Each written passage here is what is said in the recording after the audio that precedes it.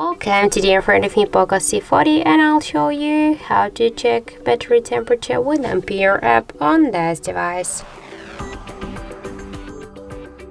So first let's open the Play Store application, and after that here in the search field we should enter the Ampere.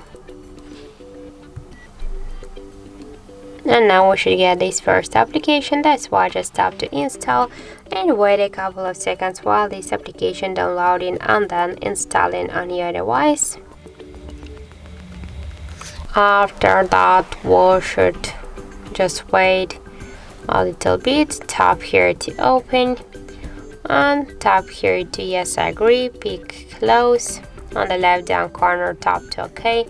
And now we can see here the information about our device battery temperature, and in my case that's 32.8 degrees. And also we can find here more information like the battery health, level, capacity, device voltage, Android version, and more other info. So that's it. Thank you for watching, and if you find this video helpful, don't forget to leave a like, comment and to subscribe our channel.